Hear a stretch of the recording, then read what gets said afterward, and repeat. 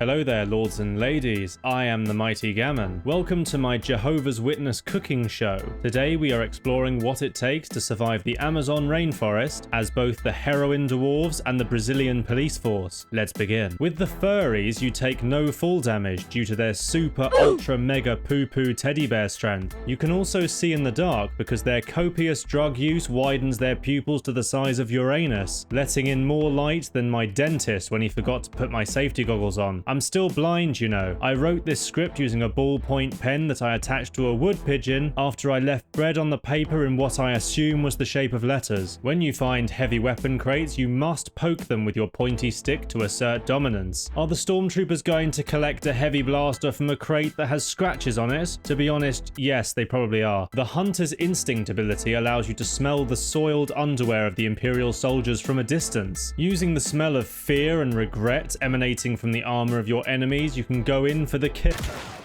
Once you have your enemies surrounded, coordinate with your teammates to swarm the outnumbered troopers with bags of very hot flies and danger javelins. Yeah, what? You thought you could bun a fat zoo in Brixton and not get shanked, brother? Sometimes you'll get players who are worse at video games than my nan. These people make the decision to stand on the bridges to make it harder for Ewoks to approach them. I find a good strategy here is to use your Wisty pouch to harass them. A Wisty pouch is a bag full of death hornets that are on fire and have a hunger for human blood. One thing to watch out for is the incendiary grenades picked up in heavy weapons crates. These balls of napalm burn down a forest quicker than an American when he finds civilians in Vietnam. Hey look, it's just like the Americans in Vietnam. The last thing you want as a small furry midget with a piece of wood as a weapon is for people with guns to lock down a choke point. That's why you're able to fit into small spaces like the roof of a cave to drop a fiery Christmas present on stormtroopers who think they can outsmart the forest. The horn ability immediately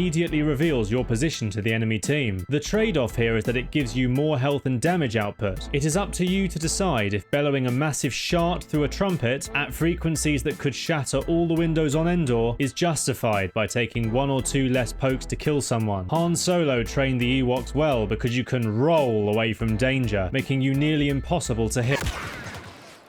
If you aim your Wisty pouch well, you're able to... Bastard! Stealth should play an integral part of your Ewok strategy, as your small health pool and low damage make you vulnerable in the open. Using advanced stealth tactics, like pretending to be a f***ing bin, can make you invisible to even the most seasoned Imperial players. What a bloody tit. The trick is to burn people on this bridge first. Then whilst they're injured, you go in for the kill. Sometimes you launch grenades from your face at your enemies. This is how you know you've attained true tree-hugging power. For every one of us that falls, 100 take his place. Yes. Yes.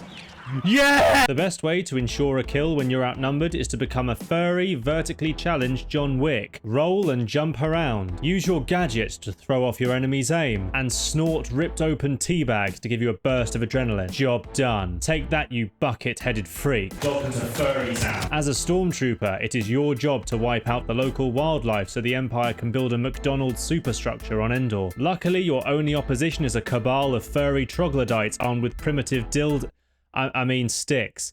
Primitive sticks. You can pick up heavy weapons from cases left lying around, usually next to destroyed Imperial vehicles. So if you see an AT-AT lying around, there is a high chance a juicy weapon is nearby. This weapon will help you to... They got Jev! Ah! Always ensure you check the platforms at the top of the trees, as these are Ewok spawn points. They have little doorways they can use to go up and down trees, getting the drop on the hapless idiots on the ground. Oh god, it's coming! Run!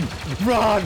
Oh god, a series of numbers has died! No, get away from me! Nah! Something to look out for, in addition to the heroine furries, is a myriad of traps placed around Endor. These can easily cut your health in half permanently, making it easier to be swarmed by bearded women in the night forest. You can identify these traps by finding tripwires scattered around between trees. Also, the trap itself hangs down from the treetops like a massive rock-filled scrotum, so it's really not a hard job to spot. A great strategy is to split up from the rest of your teammates and go cave exploring on your own. This tactic is a foolproof way to die. I mean, A foolproof way to map out the environment without other players getting in the way, of course. Ewok players only target groups of people, not single targets who are obviously more vulnerable. If you come across an interactive box in the wild, you should use it. These are transponders that reduce the waiting time for the dropship by about 1 second, whilst also taking exactly 35 years to interact with. Once you have a decent squad, you can mount a defense inside one of the caves. This allows you to use choke points to your advantage. It's very difficult for Ewoks to successfully attack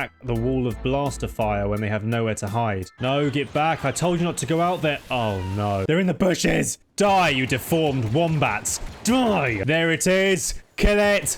Kill it! Everyone is dying! Someone do something! I will avenge my friends, you bastard flannel creature! They're everywhere! Help me! Ah! You can use the fire grenades you get with the heavy kit to flush enemies out of hiding for an easy kill. Better you take them down now rather than let them live. What? Do you want them reporting you to the Home Office for illegally emigrating to Blackpool? I mean, who would do that? There's nothing in Blackpool. It's not like I have a giant weed factory in Blackpool city centre which I'm funding using fraudulent tax write-offs from Iran. That's ridiculous. Who are you calling? Put the phone down. Put it down now. Don't call the police. All around me are familiar faces, worn out places, worn out faces, bright and early for... Ah!